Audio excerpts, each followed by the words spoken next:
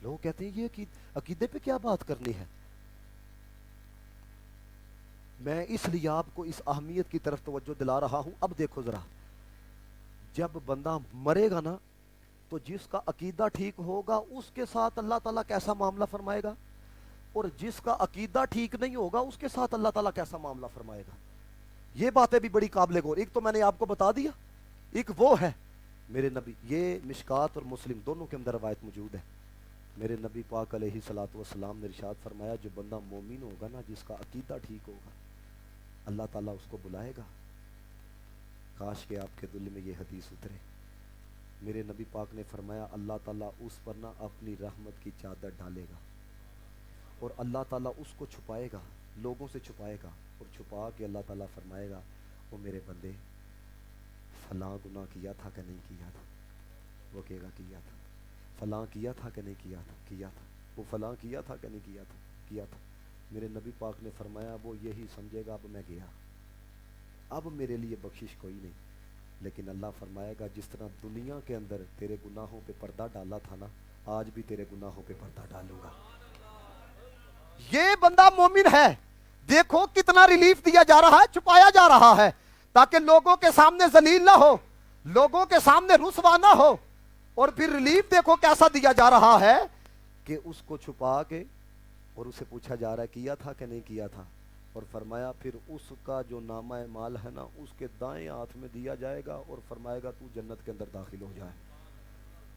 کس وجہ سے؟ سارے بولو, عقیدہ ٹھیک تھا. عقیدہ. اب ذرا آؤ, جو بندہ منافق ہوگا, میں ابھی منافقت کے اوپر بھی آپ کو گفتگو سنانے لگا ہوں, اگر آپ سمجھیں گے تو آپ کو بات آپ کے دل کی گہرائی تک اترے گی. میرے نبی پاک صلی اللہ علیہ وسلم نے ارشاد فرمایا, حضور نے فرمایا, جب کل قیامت والے دن منافق کو بلایا جائے گا نا, جو بد عقیدہ ہوگا, تو سب کے سامنے اسے کہا جائے گا, سب کے سامنے, سب کے سامنے اگر کسی کو پوچھ لیا جائے نا, ہاں کیتا ہے کہ نہیں کیتا, اس کے پلے کیا رہ جاتا ہے؟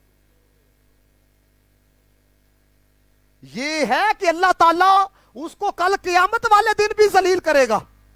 اللہ فرمائے گا کہ بتا, میں نے تجھے اچھی سواری دی تھی کہ نہیں دی تھی, میں نے تجھے مال دیا تھا کہ نہیں دیا تھا, میں نے تجھے اچھی بیگم دی کہ نہیں دی تھی. اب دیکھو وہ کیا کہے گا, جو بندہ مومن تھا لیکن ہے گناہ گار تھا, یا اللہ ہاں میں نے کیا ہے. یہ بندہ منافق کیا کہے گا, وہ کہے گا یا اللہ میں تیرے پہ ایمان لایا,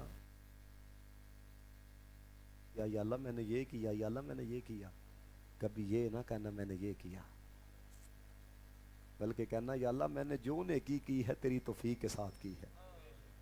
یہ منافق کہے گا. اللہ جب کہے گا نا میں نے تجھے یہ نہیں دیا تھا, میں نے تجھے یہ نہیں دیا تھا, میں نے تجھے یہ نہیں دیا تھا, تو وہ کہے گا یا اللہ میں تیرے پر ایمان لایا, یا اللہ میں نے نمازیں پڑھی, میں نے روزے رکھے, میں نے یہ کیا, میں نے یہ کیا.